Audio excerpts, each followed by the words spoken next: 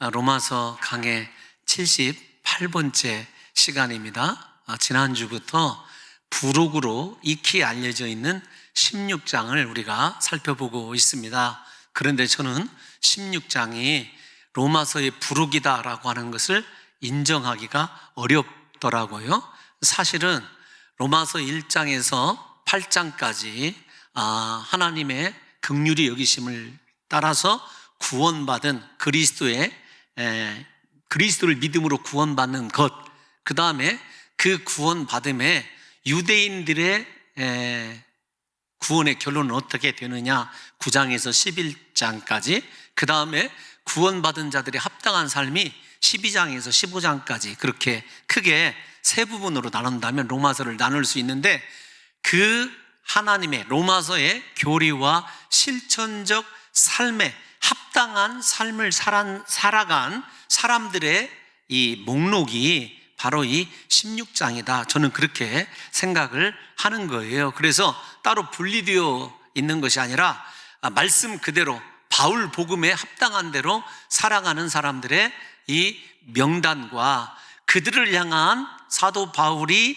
정해놓은 충성의 모습, 헌신의 모습을 통해서 우리도 얼마든지 예수 그리스도의 구원의 은혜를 제대로 마음으로 느끼고 살아간다면 이런 삶을 살아내야 된다, 그리고 살아낼 수 있다라고 여러분들에게 말씀을 드렸고, 한 가지 더 욕심을 낸다면 저와 여러분들의 이름이 여러분 로마서 16장에 그 나머지 절 이하에 우리의 이름이 다 기록이 되어서 우리가 한 번뿐인 인생, 이 짧은 인생 가운데 오로지 하나님과 하나님께서 세우신 거룩한 교회라고 하는 공동체를 위하여 저와 여러분의 인생이 다 그렇게 사용되기를 원한다 말씀을 드렸습니다. 여러분, 이 사도 바울이 문안이라고 얘기할게요. 문안과 추천을 통해서 약 37명의 사람들을 소개해 줘요. 그 37명의 사람들의 삶의 행적을 바라보게 되면 로마서의 신학도 알 수 있고, 사실은 로마 교회가 어떤 교회인지도 우리가 잘 알 수 있으리라고 생각이 되어집니다. 모순된 것 같지만 극과 극의 모습이 함께 이 로마 교회에 있었어요. 첫 번째, 로마 교회를 대할 때 요즘처럼 이렇게 큰 공동체에서 하나의 교회를 이루고 있는 것을 생각하면 안 된다. 가정교회를 이루고 있었다. 그래서 각 지도자들도 서로 어쩌면 모르고 있을 수도 있다라고 하는 것을 여러분들이 이해하셔야 된다, 이렇게 말씀을 드렸어요. 그 가운데에서 예를 들면 부정적인 면이 또 드러나 있죠. 일종의 상위 계층의 사람들은 상위 계층의 사람들끼리 교회를 이루고 있었고, 노예 출신들은 노예 출신들끼리 교회를 이루고 있었습니다. 각 가정교회예요. 그런데 그 교회를 하나로 통합을 함으로 말미암아 그 통합의 기준은 역시 선교입니다. 서바나 선교, 하나님의 거룩한 복음을 전파하는 교회의 기능을 발휘하기 위해서 사도 바울이 로마 각처에 흩어져 있는 가정교회에게 하나됨이 얼마나 중요한지를 우리에게 이야기해 줬어요. 예를 들면 여러분, 우리가 9절에 아리스토블로나 11절에 헤로디온 같은 사람은 분명히 유대의 왕족에 가깝다, 귀족 출신이다, 이렇게 말씀을 드렸습니다. 이와 반대로 실제적인 예를 조금 들어드리고 싶어요. 오늘 시간이 좀 길어지더라도 8절에 보면 암블리아라고 하는 사람이 나와 있는데 라틴식 이름이고 노예의 이름입니다. 거기에다가 14절에 가보면 전부가 다 로마식 이름이 아니라 라틴식 이름으로 노예들의 이름이 쓰여져 있어요. 블레군이라고 하는 사람 한 사람만 조금 애매합니다. 그러니까 로마 교회가 각 가정교회를 이루고 있으면서 아마도 배경이나 그 다음에 어떤 사회적인 계층이 비슷한 사람들끼리 교회를 이루고 있었던 것은 분명해요. 그래서 로마서 16장만 보더라도 적어도 5개 이상의 가정교회가 존재하고 있다라고 하는 것을 지난 시간에 여러분들에게 보여드렸습니다.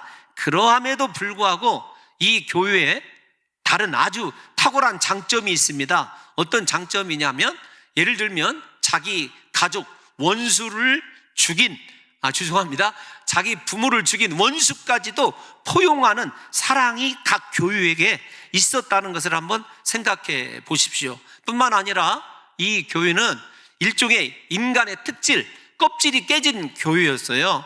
생각해 보십시오. 암볼리아, 앞에서 말씀드린 대로 노예인데 그에게 무난하라, 이런 표현을 한번 쓰게 되면 다른 교회에서 생각할 때 아이고 저 사람 출신이 저건데, 이런 생각하지 않았습니다. 오로지 영혼 대 영혼으로 하나님께서 쓰시는 사람, 그 인격과 영혼을 인정하는 그런 이 나름대로 아름다운 신앙의 이 풍속이 로마 교회에 존재하고 있었던 거죠. 오늘날 한국 교회를 생각해 보면 세상에서 내가 누구인데, 세상에서의 직분과 세상에서의 배경이 교회 안에서 그대로 영향력으로 이어지는 경우가 허다합니다. 여러분, 그렇기 때문에 사실은 우리가 복음의 능력을 제대로 발휘할 수 없는 공동체를 이루고 있다는 것도 아픔이기도 합니다. 우리에게는요, 세상에서 어떤 사람이든지 무엇을 하든 사람이든지 그의 스펙이 어떠하든지 교회 안에서는요, 오로지 말씀과 성령과 사명에 의해서 모든 영혼들이 동등하게 하나님의 뜻을 이루는 하나님의 일꾼임을 인정하는 것이 중요해요. 그래서 사랑하는 성도 여러분들과 저에게 교회를 이룰 때 가장 중요한 것은 다른 사람의 변화가 아닙니다. 내 특질이 깨지는 거예요. 내 자아가 깨지는 것입니다. 나는 하나님의 은혜 없이는 살아갈 수 없는 사람, 십자가의 긍휼이 여기심이 없이는 나는 존재할 수 없는 사람이라고 하는 겸손함이 존재하게 되었을 때 정말로 하나님이 원하시는 거룩한 교회 공동체를 이룰 수 있다는 것입니다. 부디 다른 교회야 어떠하든지 우리 봉동중앙교회 성도 여러분들과 저만큼은요, 우리 자아가 깨졌으면 좋겠어요. 다시 말씀을 드리지만 내가 세상에서 누구인데, 어떤 사람인데, 내가 재산이 얼마인데, 이런 생각이 아니라 오로지 십자가 밑에서 죽을 수밖에 없었던 죄인임을 우리가 깨닫고 그 죄인을 구원해 주신 그리스도의 은혜에 감사하고 감격하면서 다른 사람을 나보다 낮게 여기며 믿음의 분량을 따라 그들을 존대해 줄 수 있는, 그가 노예 출신이었든지 그가 평민 출신이었든지 상관하지 않고 그렇게 하나님의 인격으로 높일 수 있는 진정한 신앙인이 먼저 내가 되어야 된다라고 하는 것을 우리 사랑하는 성도 여러분들과 제가 함께 이 시간에 다시 한번 결단을 했으면 좋겠습니다. 이런 상황 가운데에서 여러분, 우리 사도 바울이 각 사람을 소개하죠. 먼저 소개하는 사람은 베베라고 하는 여자예요. 제가 이 소 타이틀을 뭐라고 지었냐면 유리천장을 깬 사람들, 이렇게 얘기를 했어요. 유리천장을 깼다라고 하는 표현, 혹시 여러분 관용적인 표현인데 기억하십니까? 만약에 그게 유리천장을 깬다라고 하는 말이 얼마 전에, 약 4년 전에 굉장히 미국에서 유행한 적이 있었어요. 왜 그러냐면 힐러리 클린턴이 만약에 여자로서 대통령이 된다면 유리천장을 깬 사람이에요. 예를 들면 미국에서 흑인이 대법관이 된 적이 있었을 때 뭐라고 표현하냐면 유리천장을 깼다, 이렇게 이야기를 하거든요. 우리나라에서도 마찬가지입니다. 앞으로 여성 대통령이 나온다라든지 그러면 유리천장을 깼다, 이런 표현이요, 세계적으로 아마 타전이 될 거예요. 왜 베베가 유리천장을 깬 사람이냐면, 그 당시에 여인이, 제가 여러분 남녀 어떤 성적인 그런 차별을 이야기하는 것이 아니니까 여러분 너무 날석에 듣지 마시고 그냥 성경 있는 그대로 들어주시면, 이 37명 가운데 9명이 여성의 이름이 기록되어 있어요. 그런데 베베가 처음으로 등장하는 것을 보게 되면 베베의 입지가 상당히 대단합니다. 교회 일꾼이 무엇이냐라고 하는 것도 이따가 설명을 해드릴 터인데, 그녀가 교회의 지도자가 되었다, 이건 그 당시에 있을 수 없는 일이거든요. 충격적인 일이에요. 제가 가끔 쓰는 대로 혁명적인 일입니다. 왜냐하면 그 당시에 남자들이, 유대인도 그렇고 헬라 철학자들도 그랬습니다. 세 가지를 감사드립니다. 첫 번째 감사드리는 것, 아침에 일어나서 감사드리는 것이 어떤 거냐면, 하나님 나를 여인으로 창조하지 않으신 것 감사합니다 였어요. 남자로 태어난 것 감사했습니다. 두 번째로는 내가 무지하지 않게 태어난 것, 철학을 이해할 수 있게 태어나게 된 것 감사했습니다. 유대인들은 말씀을 알 수 있는 사람으로 태어나게 된 것 감사했겠죠. 세 번째는 이방인이 아니라, 무식한 이방인이 아니라 문명인으로, 이렇게 또 유대인들은 유대인으로 태어난 것을 감사했어요. 그러니까 첫 번째 감사해 생각해 보면, 그 당시의 사고로 지금 유대인들과 로마 교회를 보게 되면 이방인들 간에 갈등이 있지 않습니까? 그런데 그 중에서 여인에다가 이방인이 교회의 지도자가 되었다. 이건 유리천장을 깬 정도가 아니라 정말로 혁명적인 일이라니까요. 그런데 교회가 그런 곳이에요. 교회는요, 성별을 초월을 하고 하나님의 부르심을 받아서 그가 어떻게 하나님의 지혜와 성령이 충만하고 사람에게 칭찬 듣느냐에 따라서 지도자가 되었고, 그 지도자가 얼마나 여성 지도자임에도 불구하고 멋지게 헌신했는지 몰라요. 그러니까 이 본문의 9명의 여자들은 제가 굳이 따로 이름을 붙인다면 바울 곁에 여인들이에요. 예수 그리스도 곁에 여인들이 있었죠. 수산나와 마리아 등등. 마찬가지로 어떤 의미로 보면 참 우리 여성들이 하나님 앞에서 성령으로 그렇게 충만하면 교회를 위해서 생명 내거는 힘이 어쩌면 남성보다도 강하다, 이런 생각도 제가 편견일지는 모르지만 하고 있는 것도 사실입니다. 그런데 이 사도 바울이 베베를 소개할 때 겐그리아 교회, 겐그리아는 고린도에서 약 10km 정도 떨어진 항구 도시예요. 여러분 생각해 보세요.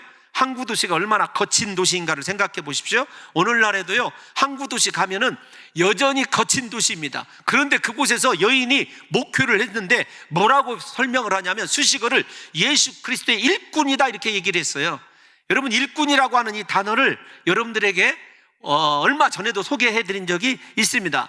여러분, 휴페레테이스라고 하는 단어인데 무슨 단어냐면, 여러분 그 당시에는 배가 있다고 한다면 배의 맨 밑바닥에서 노를 젓는 노예들이에요. 그런데 그냥 노를 젓는 것이 아니라 착고에 차여져 있어요. 그래서 북소리에 맞춰서 노를 젓는 사람이에요. 그거 어디를 보면 실감나게 나오냐면 영화 배너를 보면 실감나게 나와요. 그래서 그 배와 함께 마지막에 그 배가 파손되면 함께 수장될 운명에 처해 있는 사람이 바로 이 일꾼이라고 하는 단어예요. 이것을 사도 바울이 베베에게 쓴 거면 이런 표현이죠. 베베라고 하는 여종은 교회와 함께 자신의 목숨을 불살를 여인이다. 그 얘기는 교회밖에 없다, 영혼밖에 없다.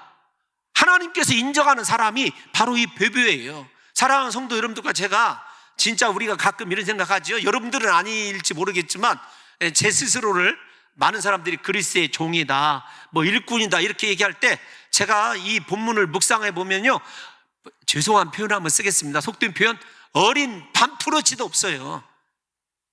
정말로 목숨 내걸고 교회를 위해서, 교회와 함께 죽을 생각을 가지고 하나님이 맡겨주신 양떼를 그렇게 생명 다해서 사랑하고 목양하느냐, 이거 여러분 정말로 큰 퀘스천 마크가 붙어 있다는 말씀입니다.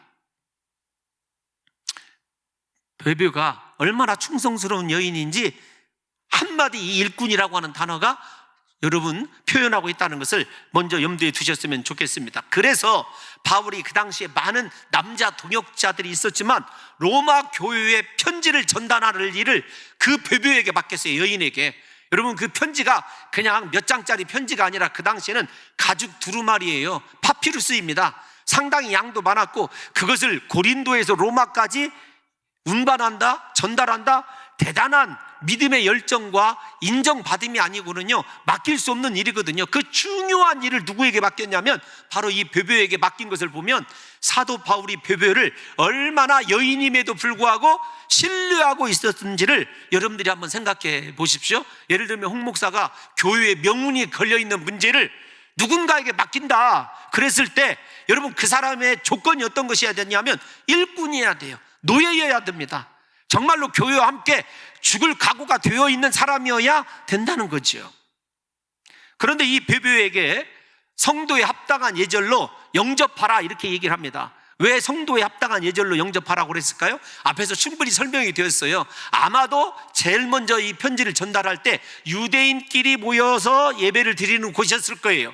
근데 배교가 지도자라고 그러니까 혹시라도 여자이고 교회 지도자? 그러니까 어떻게 하겠어요? 환대는커녕 비웃을까봐 성도에 합당한, 이 사람은 거룩한 하나님의 자녀이니까 그곳에 합당한 예절로 영접하라, 특별히 부탁하는 것 아니겠느냐고요. 경히 여기지 말아라. 여인이라고, 죄송한 표현 또 한번 쓰겠습니다, 깔보지 말으라는 거예요.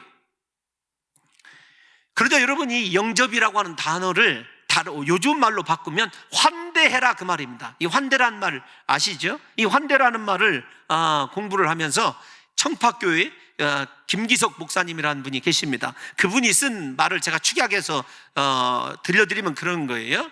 핍박과 박해 속에서 예수를 믿는 형제를 최고의 극진한 사랑으로 영접하는 것이 환대이다. 그리고 그 환대가 초대교회를 지탱하는 힘이었다. 다른 것이 여러분 물질로 도와주고, 물론 포함되어 있을 수도 있습니다, 어떤 지위를 보장해주고 그런 것이 아니었습니다. 진짜 따뜻한 그리스도의 사랑으로 그를 영접해주고 환대하는 것.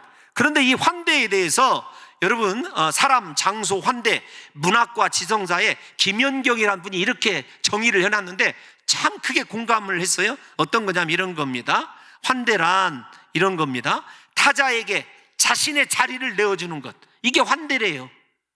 타자에게, 다른 사람에게 자신의 자리를 내어주는 건 환대입니다. 또한 그의 자리를 인정해주고 그가 편안하게 사람을 연기할 수 있도록, 다시 사람으로 회복될 수 있도록 돕는 것, 그리하여 그를 다시 한번 사람으로 만들어주는 것이 환대래요. 그러니까 이 여러분 교회에서 환대하라, 그 말은 어떤 말이냐면 세상에서 어떤 죄를 지었든지 그 사람이 어떻게 실패했든지 교회 공동체에 들어와서 환대해 주기만 하면 그 사람이 다시 사람다운 사람으로 회복이 되어지는 거예요. 뿐만 아니라 그 사람이 회복이 되어질 거라고 믿는다고 한다면 자신의 자리까지도 기꺼이 내어줄 수 있는 것, 이게 환대예요. 초대교회는 그 환대가 있었고 그 환대가 교회를 유지하는 가장 결정적인 원동력이었다는 거죠.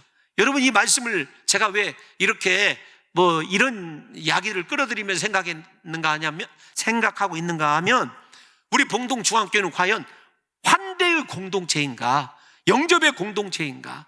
여러분, 우리 모두가 마음을 좀 열고 누구든지 나의 자리로 들어오는 것을 용납하고 그들을 세워주고 그들이 하나님의 사람으로, 비전을 가진 사람으로 회복될 때까지 우리 자신을 희생하면서 그렇게 사람 세워주는 것, 죄송한 표현이지만 세상에서는 인정받지 못하고 내 편견을 가지고도 도저히 저 사람이 변화될 것인가라고 하는 의문이 드는 그 사람이라 할지라도 끝까지 사랑이 사람을 변화시킨다는 믿음을 가지고 그 사람을 환대해 줄 수 있는가? 여러분, 제가 우리 교회를 목회하면서 새가족 그 시간에 당부하는 말이 있습니다. 어떤 말이냐면 죄송합니다, 우리 교회는 어쩌면 스스로 생존해야 되는 교회인지 몰라요. 왜 그러냐면 10년 되신 분들도 다 자기가 새신자라고 생각을 합니다.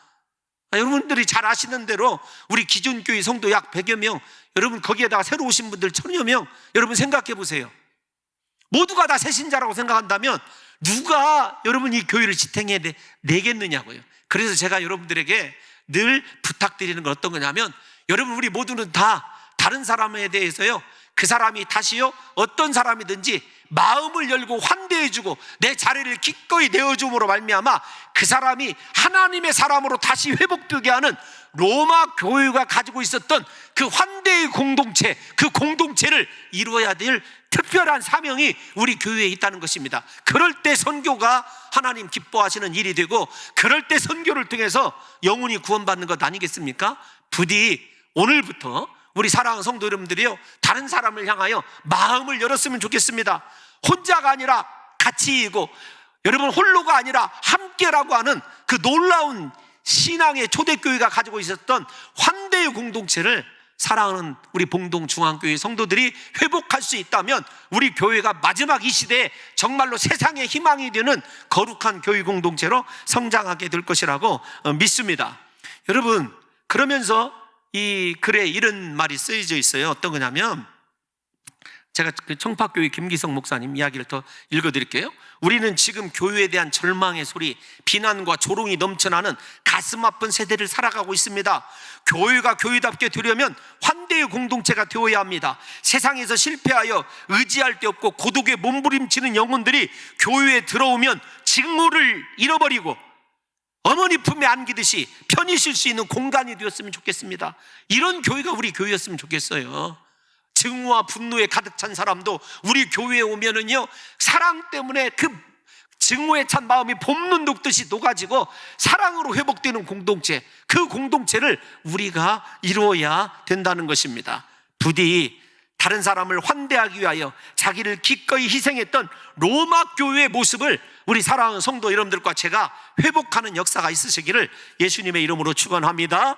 뿐만 아니라 베베는 교회 여러 사람과 사도 바울의 보호자다. 여러분, 이 보호자는 부모가 자식에 대한 의무를 가지고 있는 것, 특별히 후원이라고 하는 재정적인 의무까지도 감당하고 있는 사람이에요. 그러니까 사도 바울이 생각할 때 베베가 나의 보호자다라고 하는 것을 생각해 보면 베베가 얼마나 사도 바울의 사역에 커다란 배경이 되어졌는지를 생각해 보십시오. 이런 거 아니겠습니까?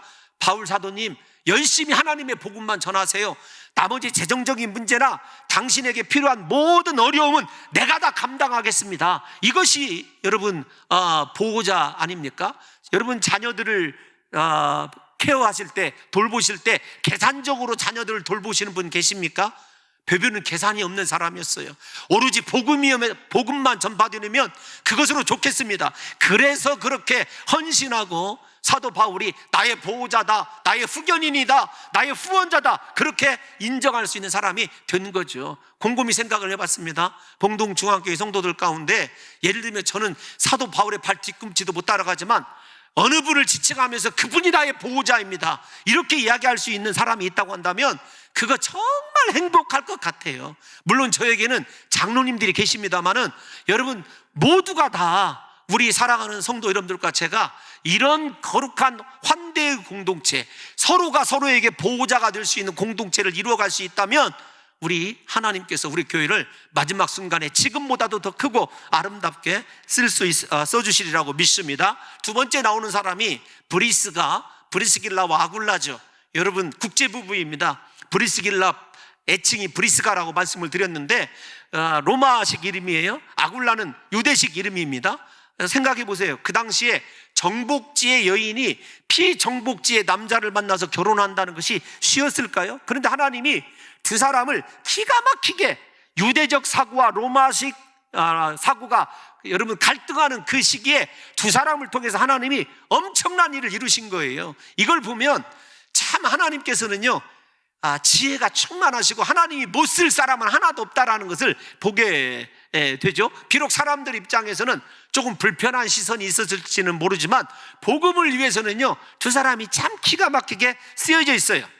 그런데 이 두 사람이 우리가 잘 아는 대로 바울과 함께 천막을 지어 만들면서 나중에는 바울 사도가 사역이 많아지게 되었을 때 온전히 자신이 천막을 만드는 물질을 가지고 바울의 선교 사역을 도와줬을 뿐만 아니라 바울과 함께 여러분 어디든지 함께 했던 사람이 브리스길라와 아굴라예요. 그러니까 베베가 특별한 지역에서 보호자였다고 한다면 브리스길라와 아굴라는 사도 바울이 이르는 곳마다 함께 동행하면서 바울의 모든 선교 사역을 책임졌던 사람입니다. 심지어 여러분 이 브리스길라와 아굴라가 천막 만드는 일로 물질만 도우는 것이 아니라 에베소에서 함께 사역했을 때 아볼로라고 하는 유명한 성경학자가 있었어요. 유대인에게 조용히 불러서 성령에 대해서 자신을 만나주신 하나님을 소개할 수 있을 정도로 성령이 충만한 사람이었고 하나님에 대한 경험이 탁월한 사람들이었어요. 저는 이 브리스길라와 아굴라를 묵상하면서 여러분 축복하고 싶습니다. 여러분들의 가정이 남편과 아내가 브리스길라와 아굴라처럼 하나님에 대한 체험이 충만할 뿐만 아니라 오직 선교적 가정을 이룰 수 있는 귀한 부부로 거듭나시기를 예수님의 이름으로 축원합니다. 여러분 그런 가정을 이룬다면 하나님이 인정하는 부부, 대표적인 부부가 이 브리스길라와 아굴라 아닙니까? 제가 생각해봤어요. 이 말씀을 묵상하다가 일부 때는 설교가 길어지는 것 같아서 말씀을 못 드렸는데 이 두 사람을 생각하다가 생뚱맞게 떠오른 사람이 누구냐면 아나니아와 삽비라예요. 사도행전 5장에 나오는 하나님의 성령을 속이고 한꺼번에 직결 심판 받았던 사람. 여러분, 어느 부부의 삶을 살아가겠느냐고요.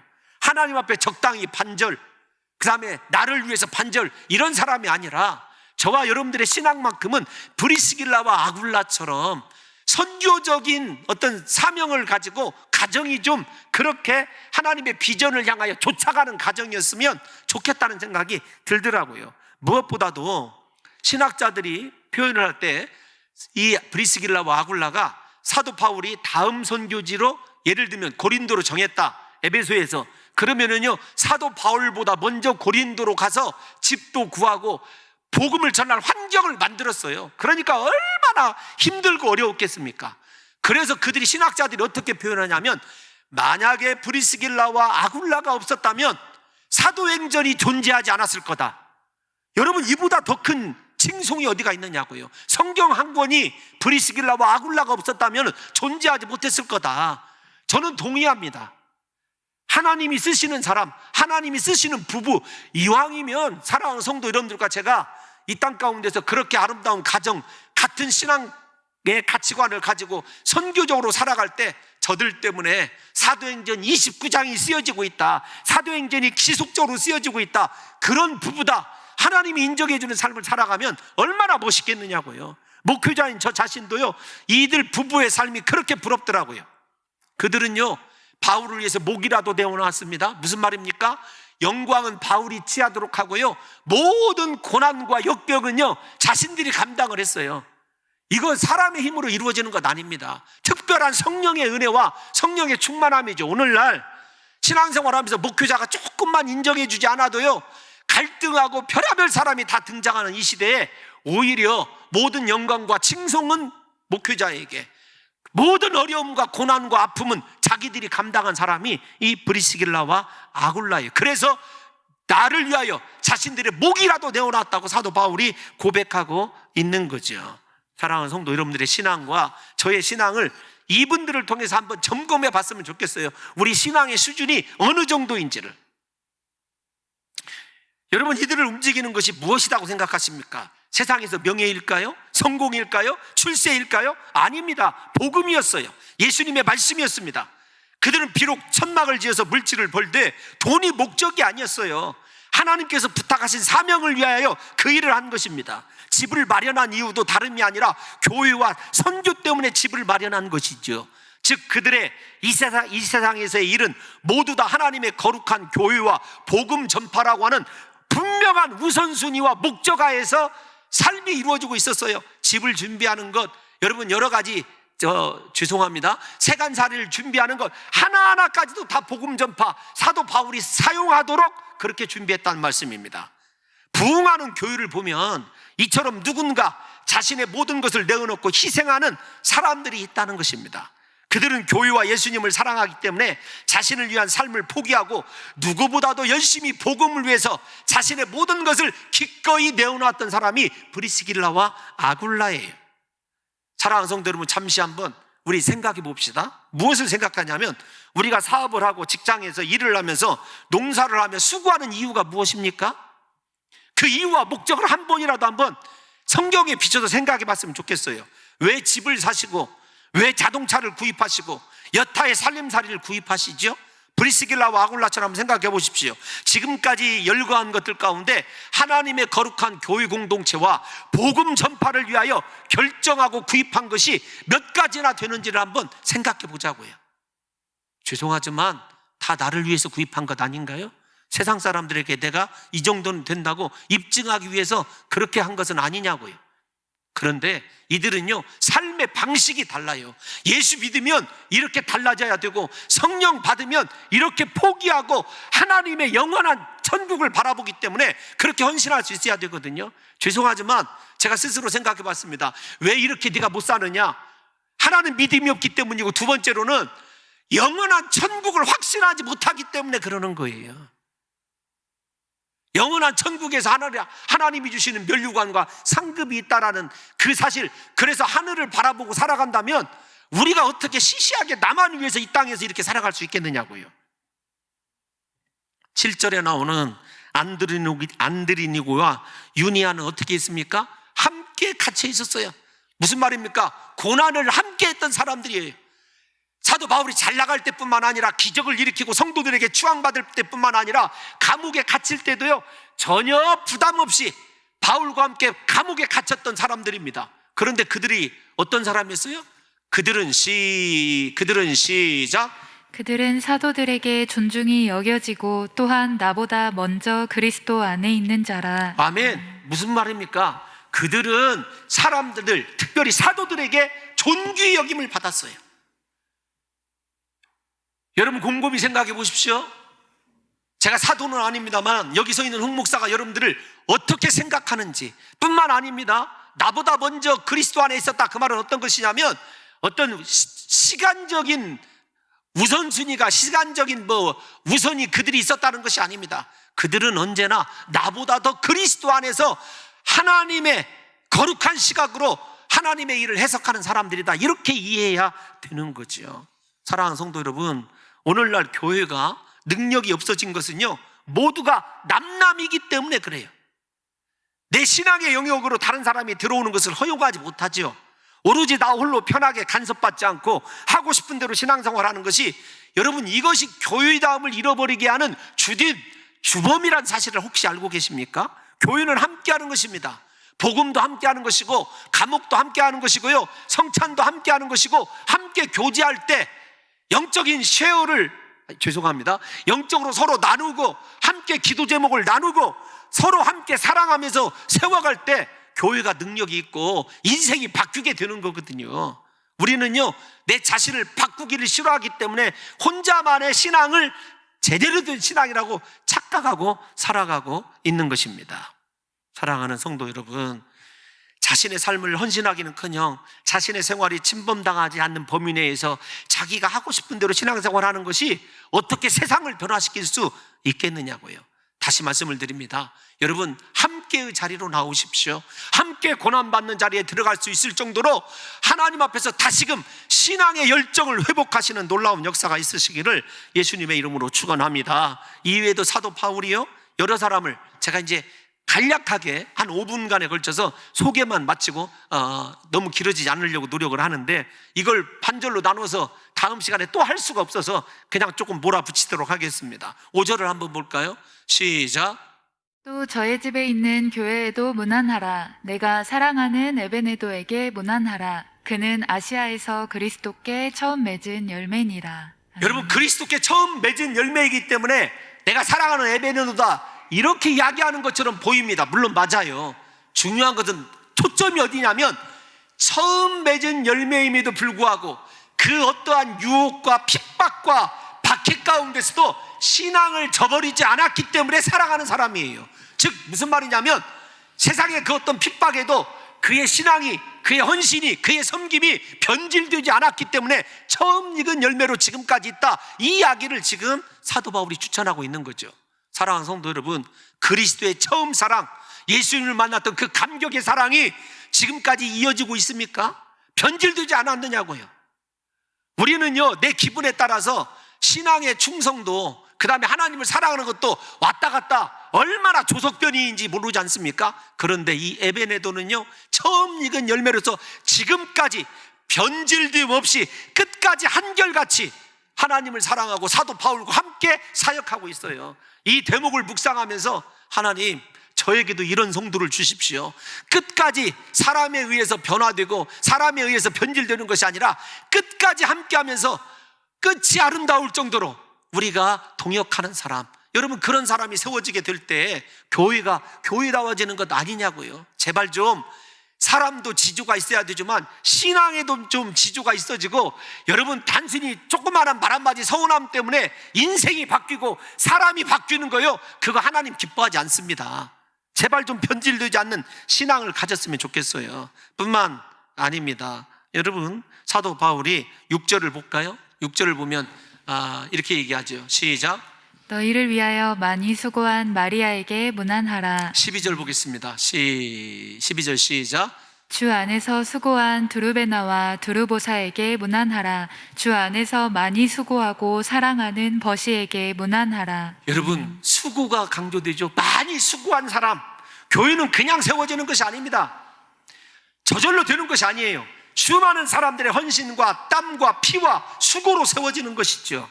그래서 교회는 언제나 사람이 재산이자 미래이자 교회의 가치입니다. 누가 어떻게 수고하고 충성하느냐에 대해 교회와 교회의 현재와 미래가 결정되는 것이지요. 로마 교회는 어느 한 사람 때문이 아니라 함께 고난받으면서도 수고한 이들의 헌신 때문에 존재하는 거예요. 여러분, 예가 적절치는 않지만, 그리고 여러분, 좋은 예는 아니지만 한번 들어드리면 이런 일이 있습니다. 서울에 강남에 어떤 교회가 하나 있어요. 그런데 그 교회가, 여러분, 우리나라의 대통령이었던 한 분이 그 교회에서 장로님 하셨지 않습니까? 그분이 주차장에서 주차 안내할 때 그 교회가 숫자적으로 가장 부흥을 했었을 때래요. 최고 황금기. 누구 이야기하는지는 여러분 찾아보세요. 그분의 헌신이 진짜였는지, 표를 의식해서 했는지는 여러분 알 길은 없지만, 누가 수고하느냐, 누가 헌신하느냐에 따라서요, 교회의 영향력이 달라집니다. 마찬가지입니다. 저는 우리 그 아이들이 잘 쓰는 말로 계급장 띠고라는 말, 참 여러분 교회에서 필요한 말인데, 세상에서 좀 인정받는 사람일수록, 잘 나가는 사람일수록요, 가장 낮은 자리에서 이렇게 많이 수고하고 수고해 보십시오. 얼마나 선한 영향력이 다른 사람들에게 비춰지는가. 거기다가 10절을 한번 보겠습니다. 10절, 여러분 10절 한번 볼까요? 시작. 그리스도 안에서 인정함을 받은 아벨에게 사랑하는 성도 여러분들이요, 인정받으셔야 돼요. 하나님께 인정받아야 될 뿐만 아니라 사람에게 인정받아야 됩니다. 인정받게 됐을 때 선한 영향력을 여러분 끼치게 되고, 상처와 갈등과 갈등을 유발시키는 것이 아니라 인정받게 될 때 다른 사람을 치유하는 사람으로 서게 돼서 그 자리에서 사람들에게 선한 영향력을 끼칠 수 있게 된다는 것입니다. 여러분 13절 한번 보겠습니다. 13절 시작. 주 안에서 택하심을 입은 로포와 그의 어머니에게 문안하라. 그의 어머니는 곧 내 어머니니라. 사랑하는 성도 여러분, 여러분 택하심 받은 성도임을 믿습니까? 택하심 받은 성도임을 믿습니까? 여러분 택하심이 어떤 의미인 줄 아세요? 여기 나오는 알렉산더, 루포, 여러분 그게 누구냐면 구레네 시몬의 아들들인 건 아시죠? 마가복음 15장에 나와 있습니다. 21절에. 여러분 택함 받았다는 건 어떤 것이냐면, 구레네 사람 시몬이, 그 구레네 사람 시몬이 누구죠? 예수님의 십자가를 대신 진 사람이에요. 택함 받았다는 것이 그것입니다. 어떤 거냐면, 예수님이 택하셔서, 내 십자가가 아닙니다, 예수님의 십자가를 지워주는 사람, 그 사람이 택함 받은 사람이에요. 여러분 택함 받았다라는 것은요, 놀라운 일입니다. 물론 은혜이지만, 구레네 사람 시몬이 억지로 예수님의 십자가를 지고 올라가던 골고다길을 생각해 보십시오. 그게 택함 받은 거예요. 택함 받았다라고 하는 것은요, 다른 것이 아닙니다. 자신만을 위하여 살아가는 삶이 아니라, 이제부터는 예수님이 나에게 맡기신 일을 위하여 살아가는 사람, 그 사람이 택함 받은 사람이에요. 제가 여러분들에게 택함 받으셨습니까? 물었다고 한다면, 예수님이 맡기신 일을 위하여 살아가는 그 사람이 택함 받은 사람이에요. 내가 싫든지 좋든지가 아니라 억지로라도 예수님이 나에게 맡기신 그 일을 감당하는 사람이 택함 받은 사람이라고요. 그런데 오늘날 우리는 나는 택함 받은 주의 백성이야, 그걸 너무 추상적으로 생각합니다.